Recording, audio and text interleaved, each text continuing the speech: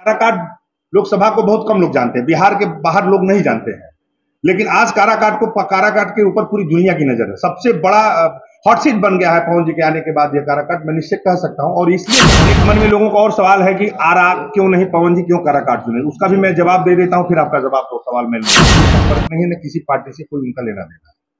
वो निर्दल के तौर पे काराकाट की जनता से आशीर्वाद लेने आ रहे हैं और वो निर्दल आप सब इसे क्षमा की थोड़ा विलंब हुआ आने जाने में।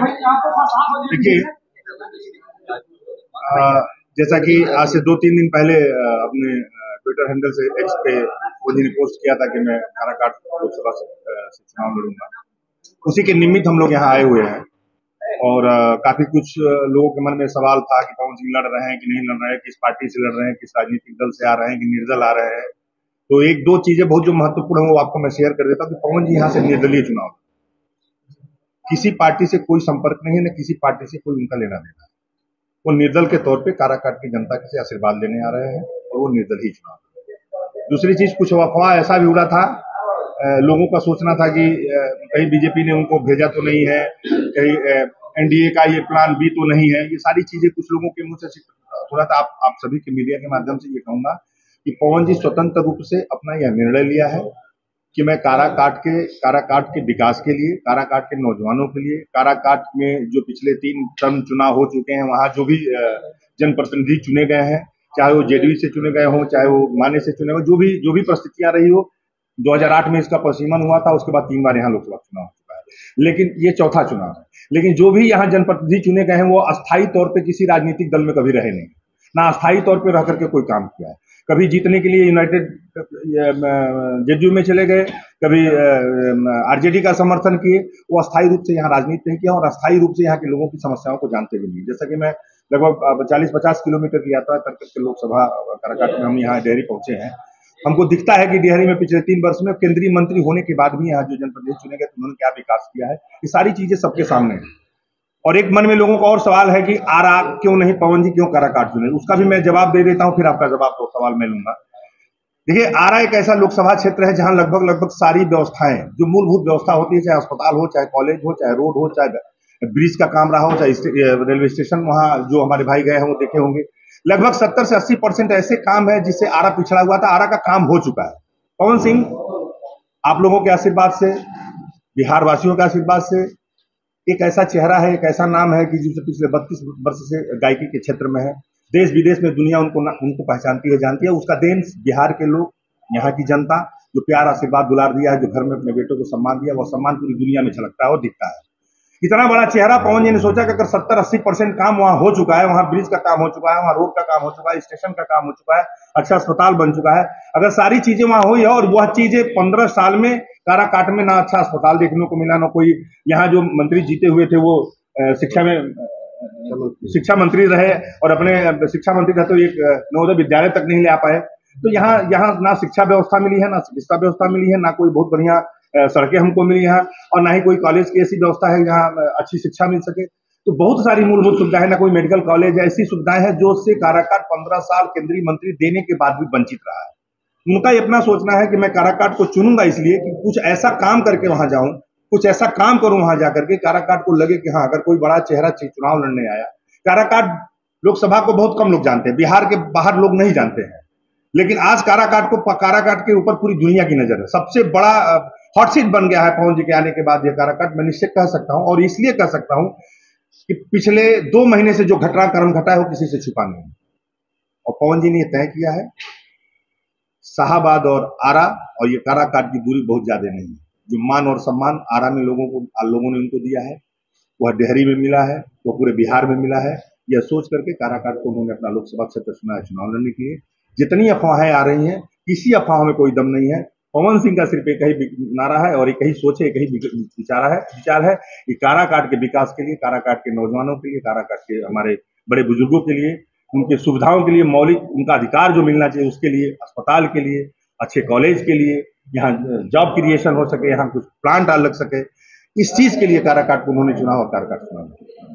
आपका कोई सवाल नहीं? कौन सी कब से क्षेत्र में नजर आएंगे सर? जल्द ही, चूंकि पहला आगमन उनका होना है और मुझे लगता है कि राजनीति शुरुआत करनी है तो कहीं न कहीं थोड़ा एक हिंदू धर्म में मान मर्यादा है, थोड़ा सा वो भी अपना साइड पे दिखा रहे हैं। लेकिन बहुत जल्दी आज शाम तक या कल सुबह तक हम लोग बता देंगे कि कितने तारीख को उनका पहला आगमन होगा, और वो आने के बाद लगातार काराकाट में अपना समय देंगे। प्रत्येक लोगों के डोर टू डोर, ब्लॉक को, प्रखंड सबके घर पे। पवन सिंह का मुख्य मुद्दा क्या होगा? मुख्य मुद्दा हमने आपको पहले ही बता दिया। देखिए, एजेंडा है पवन सिंह के पास, प्रॉपर रोड मैप बना हुआ है। पवन सिंह देश दुनिया देखा है पवन जी ने। पवन जी को लगता है कि कहीं न कहीं जो मूलभूत सुविधा मिलनी चाहिए काराकाट को, और यहाँ सब कुछ होने के बाद, सारी व्यवस्था होने के बाद, जो चीजें बाकी जगह पे, बाकी शहरों में है, वो यहाँ नहीं है। उनका लक्ष्य है कि हम अच्छे से अच्छी व्यवस्था दे सकें, अच्छे से अच्छा कॉलेज दे सकें, अच्छे से अच्छा हॉस्पिटल दे सकें। कोशिश है उनकी खूब बढ़िया मेडिकल कॉलेज आए, IT कॉलेज आ जाए, कुछ स्टेडियम के लिए सोचे हैं, और जिस फील्ड से है उस फील्ड में भी कुछ अच्छा हो सकता है यहाँ, तो उसके लिए भी काम करेंगे। ये सारी विजन है उनकी, सारी सोच है परिषद के लिए। यहाँ के युवाओं के लिए पवन सिंह का क्या? देखिए, युवाओं का, देखिए हम युवाओं के लिए, देखिए पवन जी का मैं देख रहा हूँ, सोशल मीडिया पे भी देख रहा हूँ, जहाँ भी देख रहा हूँ, जितना प्यार और जो उत्साह यहाँ के नौजवानों में है। एक बात जरूर कहूंगा ऑन बिहाफ ऑफ पवन जी, कि जो ये प्यार और दुलार और जो आशीर्वाद और जो स्नेह नौजवानों में दिख रहा है, उनके वोट का एक एक जो उनका वोट जो देंगे, उस वोट का एक वोट का हक अदा करेंगे पवन सिंह। और नौजवानों के लिए जो जिस फील्ड में जाना चाहेगा और जो उनके अधिकार क्षेत्र में रहेगा, वो उनके लिए जॉब क्रिएशन की बात रही हो, उनके लिए कोशिश करेंगे, जितना हो सकता करेंगे। नौजवानों के लिए अच्छी शिक्षा की व्यवस्था कैसे हो सकती है, उसके लिए करेंगे। नौजवानों के लिए जो पवन खेल के क्षेत्र में कोई जाना चाहता है, उसके लिए हम स्टेडियम की स्थापना करना चाहेंगे, यहाँ कोचिंग सेंटर डालना चाहेंगे कि कोचिंग के माध्यम से कुछ अच्छा उनको, क्रिकेट हो, वॉलीबॉल हो, फुटबॉल हो, जो जिस क्षेत्र में हमारा नौजवान भाई जाना चाहता है, उनके लिए वो व्यवस्था उपलब्ध कराएंगे। सीनियर सिटीजन के लिए क्या सोच कर रहे हैं? आज के डेट में मुझे लगता है कि लगभग पवन जी की बातों को सब लोगों ने सुना होगा। एक बहुत वीडियो वायरल हुआ था, आप लोगों ने सुना होगा। पवन जी का ये लक्ष्य है कि मैं, अगर काराकाट की जनता सदन में मुझे भेजती है या लोकसभा काराकाट से चुनाव दे करके भेजती है, एक बात जरूर कहूंगा कि मेरा यह प्रयास रहेगा, पवन जी का ये कहना था कि मेरा यह प्रयास रहेगा कि मैं अपने लोकसभा क्षेत्र में किसी बुजुर्ग को, माताओं को कोई तकलीफ ना हो, जिससे उनको दुख हो, उनको दर्द हो। ये चीज उनके अंदर झलकता है और ये करेंगे भी। उनके रहते, आप जो अवसर उनको, जो मौका देगी यहाँ की जनता, उनके रहते उनका पूरा कोशिश रहेगा कि यहाँ के जो हमारे बुजुर्ग माता बहन है, उनको कोई तकलीफ ना हो, उनको कोई अनदेखा ना हो। अच्छा, ऐसा भी सुनने में आता है कि जैसे मान लीजिए कुशवाहा जी, उपेंद्र कुशवाहा जी 5 साल सांसद रहे। देखिए, एक चीज बड़ा स्पष्ट करना चाहूंगा, और बहुत अच्छा सवाल किया है आपने। पवन जी 32 साल से गायकी कर रहे हैं। पवन सिंह के साथ आने वाले पता नहीं सिंगर कितने आए होगा। और आज के डेट में भी दुनिया में यूट्यूब पे सर्च करिएगा, गूगल पे सर्च करिएगा, दुनिया के सबसे टॉप 3 सिंगर जो है, दुनिया के सबसे टॉप 3, उसमें आप पवन सिंह है, आपके बिहार के लाल है पवन सिंह, उसमें है। उनको ना नाम की कमी है, ना पैसे की कमी है, ना शोहरत की कमी है। भगवान ने उनको सब कुछ दिया हुआ है। एक भाव है, एक मन में इच्छा है, और ये हमारे लोकतंत्र की खूबसूरती है कि हम चाहते हैं कि राजनीति के माध्यम से आकर के सरकार की जो व्यवस्था होती है, उस व्यवस्थाओं को अपने आम जन तक पहुंचाने का प्रयास करेंगे। जिनके मन में यह संदेह हो कि काराकाट आएंगे, चुनाव जीतेंगे और चले जाएंगे, बड़ा स्पष्ट कहूंगा कि 5 साल आपने उपेंद्र कुशवाहा जी को दिया है, यहाँ से और भी लोग चुनाव लड़े, उनको भी दिया है। 2008 के परिसीमन के बाद ये चौथा चुनाव है। ये 5 साल बाद आपको वोट देने का मताधिकार होता है, 5 साल बाद फिर आप वोट देने चलेंगे। अच्छा, कुछ लोग ये भी कह रहे हैं कि अगर पवन सिंह अगर निर्दलीय से आते हैं तो बीजेपी, और हम अगर वो बीजेपी में अगर शामिल हो जाते हैं तो उनको 100% हम लोग वोट दे देंगे। देखिए, हम एक चीज बड़ा स्पष्ट कहेंगे कि पवन जी अभी निर्दलीय चुनाव जी, काराकाट की जनता अगर चुनाव जिताती है तो काराकाट की जनता ही तय करेगी कि पवन सिंह को कहा जाना है।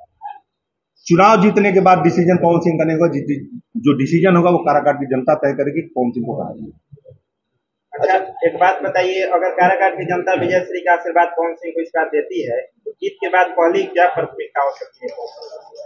देखिए, हम एक रोड मैप हमारा है काराकाट के लिए। जल्दी हम एक अपना जो एजेंडा है, अपना एक घोषणा पत्र है।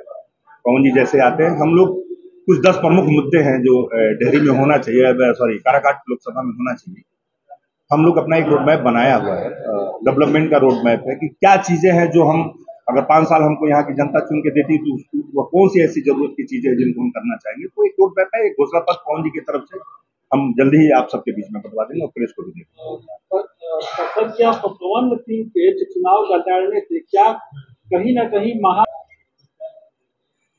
पवन सिंह चुनाव लड़ रहे हैं काराकाट की जनता का आशीर्वाद देकर के सदन में जाने के लिए, और मुझे पूरा विश्वास है कि जो प्यार, सम्मान, दुलार, मान बिहार के लोगों ने पवन सिंह को दिया है, जिसकी बदौलत पूरी दुनिया में उनकी पहचान है, मुझे पूरा विश्वास है कि लोग चाहे कुछ भी कहें, लेकिन नौजवान साथियों ने और घर की माता बहनों ने यह तय कर लिया है कि पवन सिंह को काराकाट से चुनाव जिता करके 5 साल अवसर देने का हम काम करेंगे। इस लक्ष्य को लेकर किसी से हमारा कोई कंपटीशन नहीं है। हम किसी के बारे में अच्छा बुरा बोलना नहीं चाहते हैं, ना अच्छा बुरा बोलेंगे हम कभी। किसी का फायदा हो, किसी का नुकसान हो, उससे हमको कोई फर्क नहीं पड़ने वाला है। हम जानते हैं कि काराकाट की जनता कितना प्यार करती है, पवन सिंह को कितना आशीर्वाद देगी, और उसी आशीर्वाद प्यार के बदौलत हम सदन में पहुंचेंगे 2024 में काराकाट की जनता को।